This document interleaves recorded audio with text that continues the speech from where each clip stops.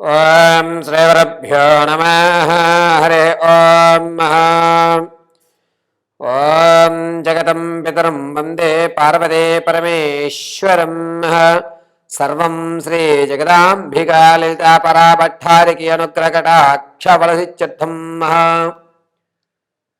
జనవరి 12వ తారీఖు నుంచి ఫిబ్రవరి 15వ తారీఖు వరకు కూడా వృషభ లగ్నంలోకి శనీశ్వరుడు ఏకత్వంలో ఉండడం వల్ల మేషం నుంచి మొదలు పెట్టుకొని మీనరాశి వరకు కూడా ఏ విధమైనటువంటి లోటుపాట్లు జరుగుతున్నాయి, ఆర్థికంగా జనవరి 12వ తారీఖు నుంచి ఫిబ్రవరి 15వ తారీఖు వరకు కూడా ద్వాదశ రాశుల వారు ఆర్థికంగా స్టెబిలిటీ ఉండేటువంటి ఏర్పాట్లు ఏమన్నా ఉన్నాయా, ఎటువంటి ప్రమాదాలు ఏమన్నా జరిగేటువంటి అవకాశాలు కలుగుతున్నాయా, కృత అప్పులు తీర్చేటువంటి యోగం ఏమన్నా ఉందా, కొత్త అప్పు చేయకుండా జీవితాన్ని సక్రమంగా సాగిస్తూ లక్ష్మీ కటాక్షం కలిగేటువంటి అవకాశం ఏమన్నా ఉందా అనేటువంటి విషయాలు గోచార రీత్యా మేషం నుంచి మొదలుపెట్టుకుని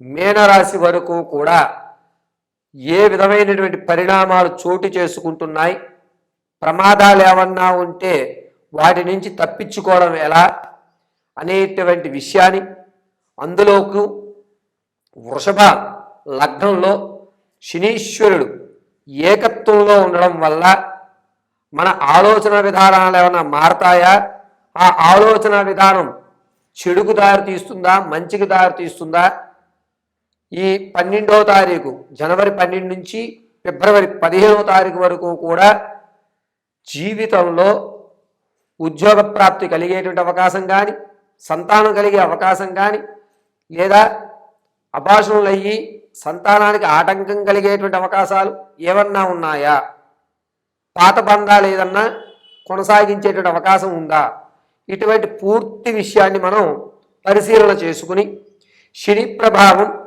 జనవరి 12వ తారీఖు నుంచి ఫిబ్రవరి 15వ తారీఖు వరకు ఏ విధంగా ఉండబోతోంది, ఆ ప్రభావం నుంచి మనం బయటపడి ఈశ్వర అనుగ్రహంతో అనుకున్నటువంటి పనులన్నీ కూడా దిగ్విజయం కావడానికి ఏ విధమైనటువంటి దేవతారాధన చెయ్యాలి, ఏ దానము చెయ్యాలి, ఏ రోజు ఏ వస్త్రం ధరించాలి అనేటువంటి విషయాల్ని మనం కూలంకషంగా పరిశీలన చేద్దాం.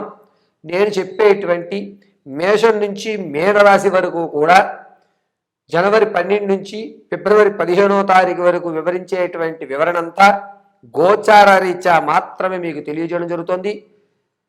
ఈ విషయాన్ని గుర్తుంచుకుని అమ్మవారి అనుగ్రహంతో, నాకు ఉన్నటువంటి జ్ఞానంతో మీకు ద్వాదశ రాశుల వారికి శనీశ్వరుని యొక్క ప్రభావం ఏ విధంగా ఉండబోతోంది అనేది మనం ఒక్కసారి ఇప్పుడు పరిశీలన చేద్దాం. మంగళం మహత్. సింహరాశి వారికి జనవరి 12వ తారీఖు నుంచి ప్రారంభమయ్యి ఫిబ్రవరి 15వ తారీఖు వరకు ఏ విధంగా ఉండబోతోంది అనగా, ఆర్థికంగా మరి కాస్త అప్పులు చేసేటువంటి అవకాశం కనబడుతోంది. అప్పు తీర్చేటువంటి మార్గం కనిపించడం లేదు.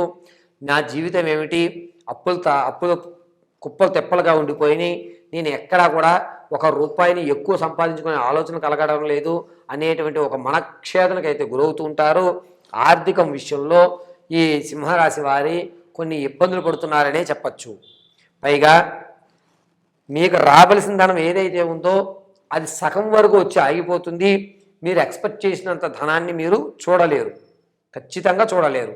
మీకు అప్పుకి వెళ్ళి 1,00,000 రూపాయలు నాకు కావాలి అని అడిగినప్పుడు అతను మీకు ఇచ్చేది కనీసం 25,000 తప్ప అంతకు మించి నా దగ్గర లేదని మొహమాటం లేకుండా చెప్పేస్తాడు. సరే, ఇలా ఒకరి దగ్గర 25, ఒకరి దగ్గర 25, ఇలా నలుగురు దగ్గర నుంచి మీరు పోగు చేసుకోవడం తప్ప ఒకే వ్యక్తి దగ్గర నుంచి బల్క్ అమౌంట్లో మీకు ధనం వచ్చేటువంటి అవకాశం ఎక్కడ సింహరాశి వారికి కనిపించడం లేదు. ఇక 12వ తారీఖు నుంచి ప్రారంభం చేసుకుని 23వ తారీఖు వరకు కూడా సింహరాశి వారు ఎవరో చేసిన తప్పు మీ మీద నెపం పెట్టడం, మీరు దానికి అవమానపడడం, 10 మందిలో మీ యొక్క గౌరవాన్ని కోల్పోవడం, అనూహ్యంగా ఎవరు తప్పితనో మీ మీద పడి నేను చేయలేదు అని చెప్పినా ఎవరు మిమ్మల్ని నమ్మలేనటువంటి పరిస్థితిలో ఉండడం, మీదే తప్పు అని బ్లేమ్ చేయడం అనేది జరుగుతుంది. కాబట్టి ఈ సమయంలో సింహరాశి వారు చాలా జాగ్రత్తగా ఉండాలి. శనీశ్వరుడు వృషభ లగ్నంలో ఉండడం వల్ల, అందులోనూ ఏకత్వంలో గురుని వక్రీభవిస్తూ చూడడం వల్ల మీకు ఆ వ్యవస్థకి ఏ సంబంధం లేకపోయినా కేవలం మీరు వెళ్ళి అక్కడ నించున్నా మీ వల్లే ఇదంతా జరిగిందని లేనిపోని నీలాపనిందులు ఖచ్చితంగా సింహరాశి వారికి ఈ సమయంలో జరుగుతోంది. వ్యాపారంలో ఉన్నటువంటి వారికి మాత్రం కాస్త లాభదాయకంగా ఉందని చెప్పచ్చు. అది కూడా జనవరి నెల 25వ తారీఖు నుంచి ప్రారంభం చేసుకుని ఫిబ్రవరి 8 లోపు నీ వ్యాపారం అభివృద్ధి చెందడం, వ్యాపార బ్రాంచ్ పెట్టాలి అనేటువంటి ఆలోచన రావడం, మీరు మీ దూరపు బంధువులు తీసుకువచ్చి మరొక బ్రాంచ్లో వారిని కూర్చోబెట్టడం చేస్తారు. దీనివల్ల కుటుంబంలో సత్సంబంధాలు అనేటువంటివి పెరుగుతాయి. భార్యాభర్తల మధ్య కూడా గొడవలు తగ్గేటువంటి అవకాశం ఏర్పడుతోంది.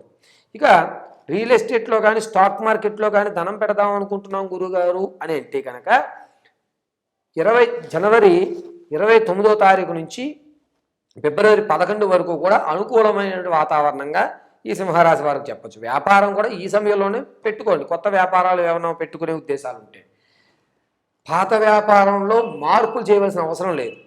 కానీ పాత వ్యాపారంలో కొన్ని సడలింపులు చేసుకోవాలి. అంటే ఆఫర్లు పెట్టడం అనేటువంటిది కానీ, లేకపోతే వస్తువును కొంచెం డిఫరెంట్గా చూపించడం లాంటివి చేసుకున్నట్లయితే కనుక మీరు రెండో బ్రాంచ్కి పెట్టడానికి కావాల్సిన ధనం ఖచ్చితంగా వస్తుంది. ఇక సింహరాశిలో ఉన్నటువంటి వారికి జనవరి 12వ తారీఖు నుంచి ఫిబ్రవరి 15వ తారీఖు వరకు కూడా ఆరోగ్యం విషయంలో ఈ మెడ నరాలు అనేటువంటి లాగడం, గొంతు దగ్గర నొప్పి అనేటువంటిది ఎక్కువ రావడం, ఒక్కొక్కసారి థ్రోట్ ఇన్ఫెక్షన్ అనేటువంటిది ఏర్పడము అనేటువంటిది ఈ సమయంలో ఖచ్చితంగా జరుగుతుంది. కాబట్టి సింహరాశి వారు గోరువెచ్చని నీళ్లు తాగుతూ ఆరోగ్యం విషయంలో జాగ్రత్త వహిస్తూ ఇంటి చిట్కాలు పాటిస్తే సరిపోతుంది. డాక్టర్ వరకు అవసరం ఉండదు. కానీ అంత ప్రమాదం లేదు. సింహరాశి వారు ఈ నెలలో మాత్రం గొంతుకు సంబంధించి ఈ మెడ నరాలకు సంబంధించి కొంచెం జాగ్రత్తగా ఉండండి. ప్రయాణాలు చేసేటప్పుడు మెడ పట్టేసేటువంటి అవకాశం ఏర్పడుతోంది కాబట్టి చాలా జాగ్రత్తగా ఉండండి. విద్యార్థులకి అద్భుతంగా కలిసి వస్తుందనే విషయం చెప్పచ్చు. అనూహ్యంగా మీరు ఏదైతే చదువుకుని ఇది రాదేమో అనవసరంగా చదివేనేమో అనుకున్న ప్రశ్నలు రావడం, అబ్బా ఇది కదా నేను చదివింది, అమ్మయ్యా భగవంతుడు నా వైపు ఉన్నాడే అని చెప్పి ఆ సమాధానాలు రాయడం అద్భుతంగా మీకు కలిసి వచ్చేటువంటి అవకాశం సింహరాశి వారికి ఈ 12వ తారీఖు నుంచి 15వ తారీఖు వరకు ఏర్పడుతోంది. ఇక వివాహం కొరకు చూసే వాళ్ళకి మాత్రం సంబంధాలు అనేటువంటివి అన్నీ కూడా తప్పుడు తడకలతో వచ్చేటువంటి సంబంధాలు ఏర్పడుతున్నాయి. కాబట్టి జనవరి 12 నుంచి ఫిబ్రవరి 15 వరకు కూడా ఎవరైతే సంబంధాలు చూస్తున్నారో సంబంధాలు చూడడం అనేది కొంచెం విడిచిపెట్టి కాస్త సమయాన్ని ఇవ్వడం మంచిది అనేటువంటిది చెప్పదగ్గ సూచన.